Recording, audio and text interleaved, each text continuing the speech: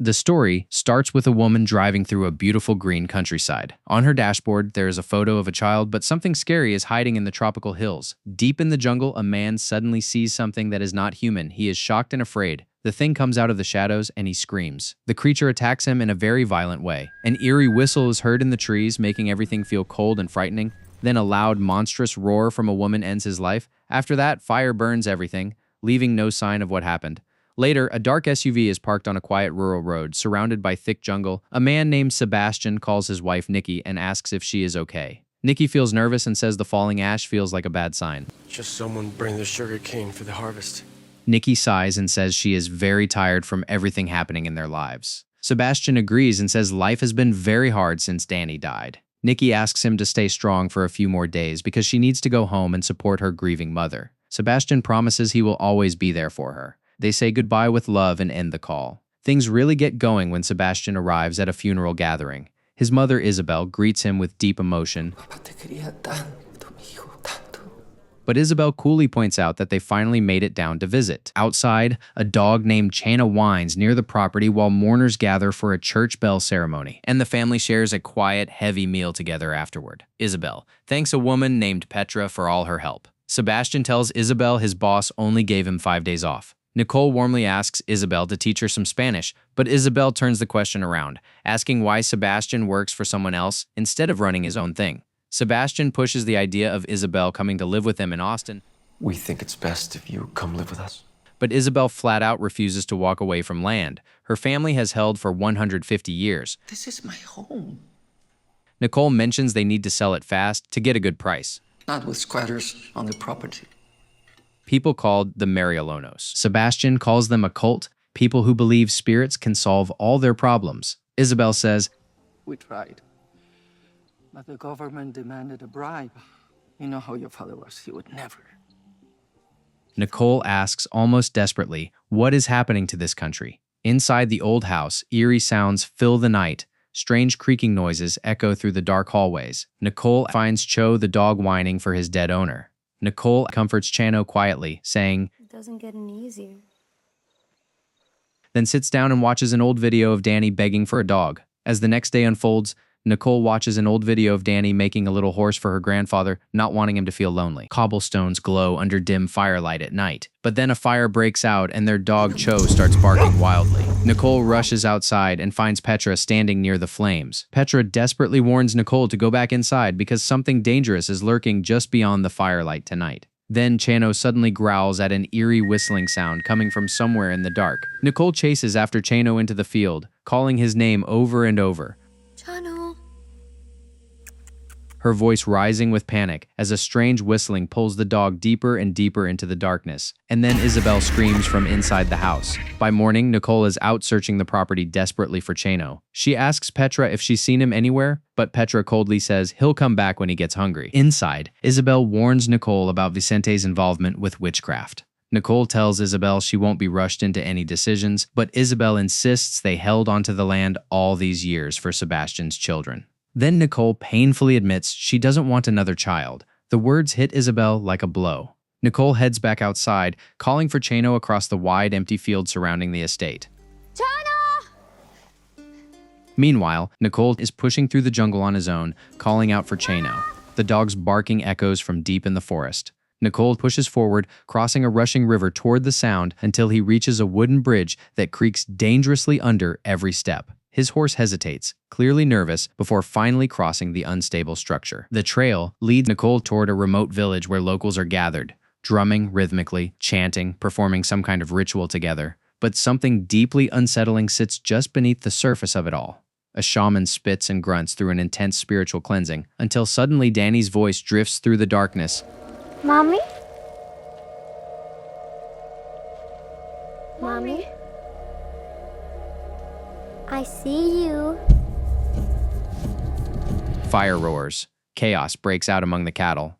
Locals crowd nervously near the ranch corral. An older rancher warns that a jaguar is loose. Workers nearby mutter about Vicente's fatal horse accident. Then, out of nowhere, Nicole's horse throws her hard to the ground. She groans in pain in the dirt. Sebastian rushes to find her, calling her name in a panic. Isabel scolds Nicole for being reckless so far from help. 3 hours from the nearest hospital, reminding her that Vicente died the exact same way. The real twist starts here. Isabel's warning about the hospital hangs in the air. Sebastian takes his father's chair at the table, and Isabel tells him Vicente would have loved watching him work the land. But then Sebastian reveals that cattle have been going missing from the ranch. He suspects the squatters, the people who stole their land and their power. He even starts to wonder out loud if they had something to do with Vicente's death. Meanwhile, Nicole pulls Petra aside and asks about the strange rituals she performs, the seeds placed on Vicente's eyes, the hidden figures around the house. Petra tells her she follows Maria Leonza, a protective queen spirit. Nicole then opens up completely, confessing that she heard Danny speak to her. She begs Petra to arrange a ceremony by the river, but Petra refuses. She says an evil spirit called the Whistler is roaming free right now, and she warns Nicole, the closer the Whistler's whistle sounds, the further away he actually is. Petra presses a protective charm into Nicole's hand. Later, Nicole tells Sebastian about the charm Petra gave her. Sebastian shrugs it off, calling Maria Leonza beliefs total nonsense. Then Nicole hesitantly tells him that Danny is trying to reach her. Sebastian emotionally shuts down. He can't go there. I can't go there right now. He tells Nicole desperately that he needs her here with him, right now. They share a quiet, tender moment, and he tells her he loves her. But outside in the darkness, the eerie whistling starts again, growing louder, closer, as something unseen moves through the rustling jungle leaves. The truth starts coming out when Sebastian pushes through tall sugarcane stalks in the middle of the night, searching desperately for something hidden in the dark. The eerie whistling grows louder all around him, and then something terrifying lunges from the shadows, and he screams. At the same time, Nicole rides out alone, searching for answers about Danny. The Whistler's dark presence follows her every move. She tracks down a group of spiritual practitioners, but their translator, Loreniano, a spokesman for the camp, confronts her right away, asking if she came to run them off their land. Nicole begs them for a ceremony to reach Danny, but Loriano tells her their medium, Timmy, was killed by the Whistler. He warns her that doing a ceremony now could let the Whistler take over another body. Nicole offers to pay whatever it takes, but Loriano tells her to accept the pain and move on. Nicole breaks down in tears. She tells them how she forced a sick Danny to go to school anyway. She confesses she had a fever that day and sent the babysitter instead. She pleads with them because Danny died scared and angry with her. Finally, the group's leader reluctantly agrees to help her. Meanwhile, 2 horsemen on the ranch come across something deeply disturbing. They find a dead animal placed deliberately up in a tree, like a warning. A man offers Nicole a private ritual for $8,000, promising his gifted daughter can help her make contact with Danny. Nicole agrees to come back alone the next day, bringing something that belonged to her daughter. Back at the ranch, Sebastian shows Nicole Cheno's body. He tells her grimly that the squatters probably killed the dog. Candlelight flickers over a wax-covered bottle. Sebastian confronts Isabel about his father's death. He demands to know why she hid the fact that Vicente's insides were ripped out, just like Cheno's mutilated body. Isabel insists it was just an animal attack. Sebastian furiously declares his father was murdered and accuses Isabel of hiding it. Just to keep them there, Isabel fires right back, reminding him that he abandoned the family, and that it took Vicente's death to drag him home. Later, sitting by the fire, Nicole asks Petra about Chano. Petra leans in and tells her the terrifying legend of the Whistler. He was a boy who murdered his own father during a hunt and fed the man's insides to his unsuspecting mother. When the townspeople caught him and set him on fire, the boy never once screamed, he just whistled, calm and defiant. Now his restless spirit wanders, hunting for new bodies to take over. Petra warns Nicole that the squatters called him on purpose, and that nobody is safe until the Whistler is gone. Nicole stares into the flames. Then a young girl named Gree arrives and says her father sent her. She speaks fluent English. Nicole asks her about the spirit possession rituals. Gree says the spirit takes complete control during the ceremony, and she quietly admits she's only done it twice before. A small wooden manger sits in dim candlelight. Then suddenly that eerie whistling cuts through the night air. The cattle grow restless, sensing something is wrong. A terrifying scream tears through the darkness, and something attacks one of the men near the livestock, leaving pure chaos in its wake. Nicole steps out beside a vehicle in the thick tropical brush. Rushing water roars as they cross a dangerous bridge. Loriano asks if she brought the payment. She hands him part of the money and promises the rest later. Loriano pushes back. He's risking his daughter Gracie's life here. He reveals that Gracie's mother secretly left them for America. Then he promises Nicole she can reach Danny if he gets his money. Nicole nervously steps into the dark ceremonial space, where a woman named Aroa waits inside the ritual chamber. The tension starts to boil over. Nicole calls out for Aroa in the dark ritual space. Loriano asks if she brought something that belonged to her daughter. She confirms she did, and the practitioners begin to chant. Then suddenly, someone starts choking violently during the ceremony. Nicole coughs desperately as smoke fills the room. She begs them not to burn her daughter's belongings. Laureano insists they have to bring the spirit faster. Nicole screams as the ritual grows more and more intense.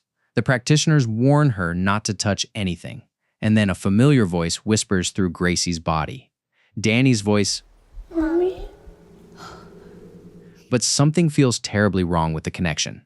Laureano frantically calls for Gracie. She's gone. Honey, are you okay? Gracie. Where is she?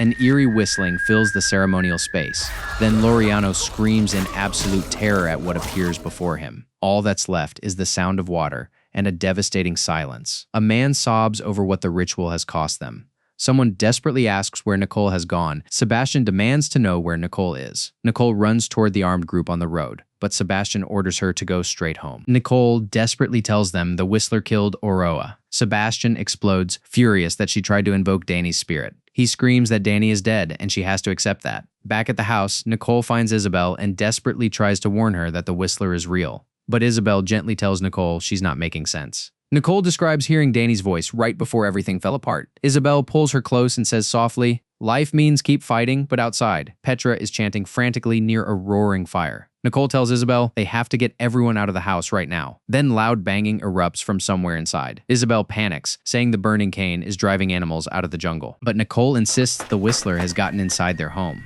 Isabel remembers there's a gun locked in the safe. They creep through the dark hallways together, terrified, moving carefully toward a way out. Then a car horn blares nearby and gives them a flash of hope, but the eerie whistling surrounds them from every direction at once. Nicole screams for Isabel to get in the car. A sharp bang sends them both screaming in terror.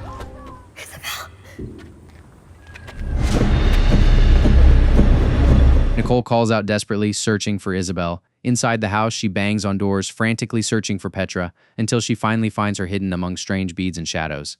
Eerie whispers fill the darkened room. Nicole discovers a mysterious object Petra has been hiding. Petra confesses that Vicente wanted to frighten the squatters off the land, and she helped him summon the Whistler to do it. Petra says she burned the squatter woman's body for safety, but Nicole realizes with horror that the dead woman was Gree's mother, Timmy. She confesses that her own ceremony let the Whistler possess Gracie's body. Petra says they have to kill the body it's living in now, but Nicole refuses to hurt an innocent child like Gree.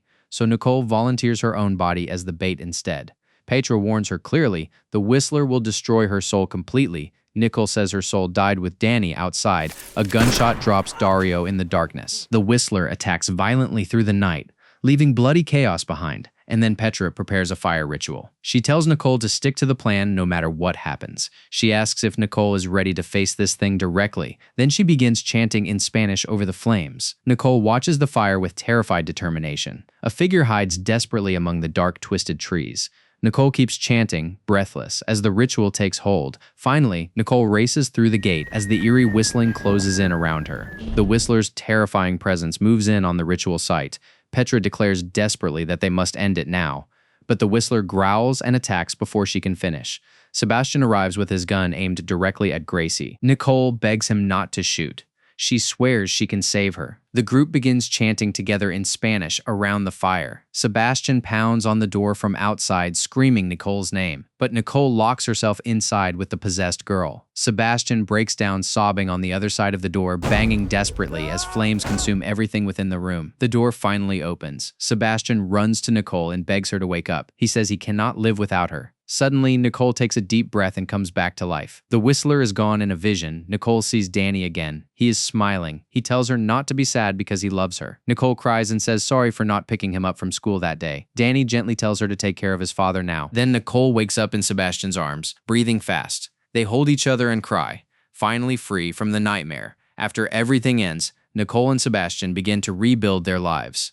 A truck drives along a dirt road through wide green fields. Nicole jokes that the arepas here are really good, but she says her burritos will win people over soon. Sebastian laughs and agrees, saying her burritos are amazing. Then far away, a soft, eerie whistle is heard one last time. But this time, they do not react, because the nightmare is truly over. Thanks for watching. Please subscribe, and see you in the next video.